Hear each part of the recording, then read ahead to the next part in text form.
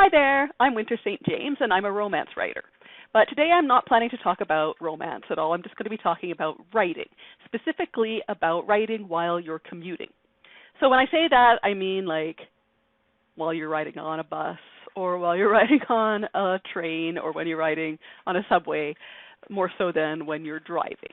So this is actually part one of two-part series on this topic, mostly because there's two parts because my video just got too long.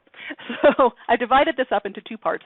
This first video will cover my experience as a commuter writer, why I started, how it helped me, and then I will also share with you this secret number one reason why you should be writing while you're commuting.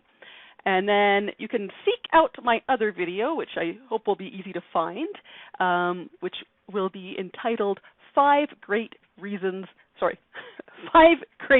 Tips for Commuter Writers. So check that out if you like this video.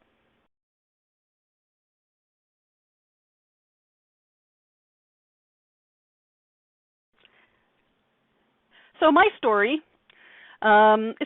I am one of those writers who struggled for a long time to develop a writing routine. I have a very strong habit or trait of being a procrastinator, and since childhood I would cram for everything. When I got to university, it kind of reached a peak where I wasn't even able to start working on an assignment or an essay until it was already overdue. So if you think about that, it's very, very hard if you have that kind of approach to work to actually write a novel. You can't just cram a novel. It's not possible. You have to be working at it over time in some way. So I had reached a point where, I'd wanted to write for a long time, but I was very much despairing of ever actually being able to do it because I just had such a strong bad habit in place. So I tried a few times. I tried working on things. I'd started books. Maybe I'd work for like a week or maybe even 2 weeks every day on something, and then I would just kind of abandon the project because it wasn't going anywhere. My writing wasn't very good. So that's the thing. Like when you start writing, you're going to be bad. That's just the way it is. Like you have to learn how to write a book. And, it takes some practice, and that means you kind of need a little bit of a routine, and you have to give yourself the time to get better. And for most of us, in the face of seeing our bad product, it's very hard to sustain that routine, especially for the procrastinators among us, the people who avoid hard work among us. So for me, I really didn't think I was going to be able to do it, but one day, fate decided that my husband brought home a little fat little notebook computer. So I kind of wish I'd kept it, but I think we got rid of it. It was just this little 9-inch cheap little thing, probably not worth more than $100, if that. His boss had given it to him because it was a gift from a conference, so he didn't want it. But for me, I had never had a laptop before. I thought this was kind of neat to have this little machine that you could just tote around with you and use. And it must have had some sort of word processing software on it because I remember writing with it, and I didn't have to install anything, I don't think. But I was very excited by this because I'm like, this is made for mobility, so I need to use it in some mobile fashion. So I'm like, I'll just choose one of my book ideas that I have going around in my head, and I will take this on the train with me during my commute, and I will start working on that book. So I'm very lucky. I was very lucky in what my commute was. I probably had the perfect, most ideal commute for writing that is possible to have, because I would have half an hour on the train there, half an hour back, and I almost always got a seat on the train because I live at the end of the line, and I actually got on downtown at the very last stop downtown. So that meant that the furthest away stop downtown. So there weren't very many people on the train yet at that point. The only time I didn't get a seat was when there was a hockey game, but if I just waited a few stops, I would get a seat. So that meant that I really had a very nice space and opportunity to just sit and tap on this little laptop, and lo and behold, I was suddenly able to write every day without much struggle. And I actually ended up finishing a book. It wasn't a great book. I still have it. I'm still working on it, and I will probably at some point publish it. It might not look like the original, really, but it was about 200 pages, and it took me probably less than 3 months to write. Just to sort of round up my story, for me, writing while on the train became such a habit that, as soon as I would get on the train, I would immediately take my computer out, and I was immediately writing. There was just no thought involved. There was no effort involved. It was just the thing I did once I got onto the train. And in fact, it became such an ingrained habit for me. Like, I would write at home, but I would never write regularly at home. I would write when I just felt like it at home. It wasn't like I would do it every day. So for me, when I was thinking about trying to become more productive and write more often, what I started doing was I started actually taking the train on the weekends with no destination in mind, just with the purpose of actually having that time to write. Because I knew as soon as I got on the train, I would be writing for like the time till it got to the other end of the line and all the way back home again. So, I mean, it's a very strong habit, and that's why I would recommend it to anyone who can set that up in their life. I know, again, not everyone has that option.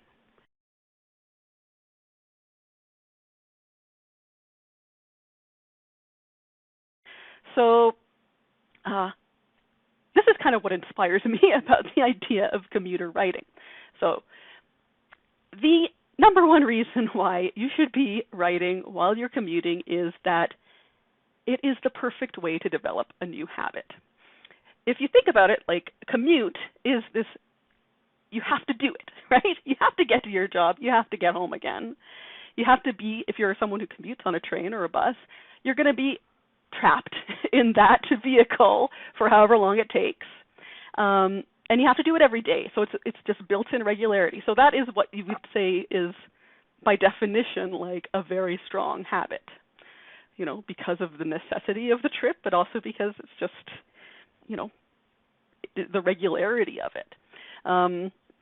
So if you read like books about forming habits, there's a bunch of them out there. If you're interested in that area, one of the top suggestions that these, habit forming gurus have is that you should try to link your new habit onto a very strongly held habit. So that is why I think that commuter writing is perfect, because there's literally really nothing else to do while you're commuting. Like, people look at their phones, and yeah, I'm sure that people, while away the time somehow. But I've actually been a regular commuter for, before COVID, for, close to 30 years now. And I can tell you, most people are not doing anything productive when they're sitting on the train. Like, even people with their phones out are probably mostly just looking at games or whatever, right? Like maybe some of them are writing great novels, I don't know. But generally speaking, people are just kind of vegetating once they get on the train, trying to avoid eye contact with other people and not really using that time. And that's fine. Like, if you don't want to use the time, you just want to relax, take it as a transition between your work and your home life, then that's cool too. But it doesn't, if you're looking for time and you're looking for somewhere to develop that routine, then commuting is kind of, I think, ideal.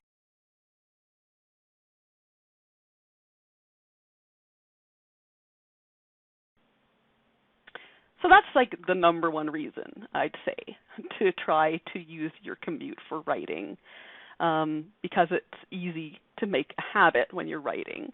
But there are other good reasons. I'll just briefly go over those. One is that, I know people who really, really hate commuting. It's like the worst part of their day. So if they wanted to write and they started writing during their commute, that could actually turn what was the worst part of your day into actually maybe the favorite and the best part of your day,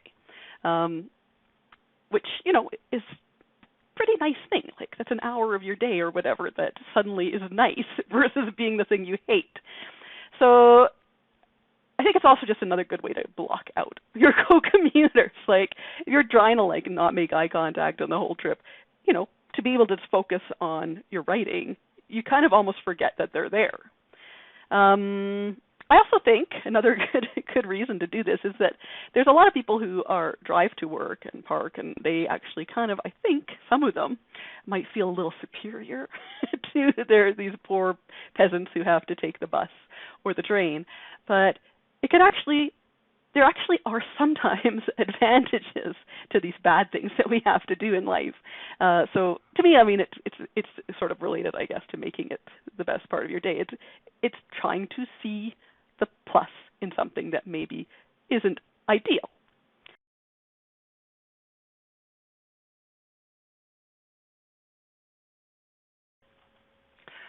So that's about it for part 1 of this video series. So make sure if you found that interesting at all, you try to find part 2, because it actually has some, I think, good tips and also a bit of show and tell.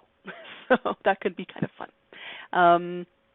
I guess the only real final note for me to make is that I am actually not going back into my office. My company has moved to a work from home by default model.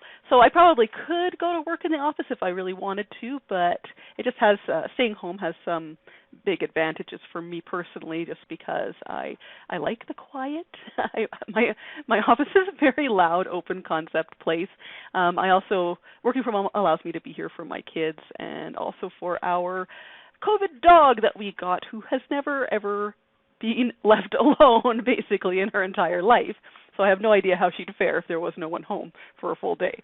So I'm happy to be staying home, but I certainly am going to miss my commute and my writing during my commute, because, as I said, it was a very good opportunity for me, and I'm kind of struggling to find as good a routine while at home. But I'm working at it, and maybe I'll make another video about that sometime in the future. So for now, check out my other video, and good luck with all your writing endeavors.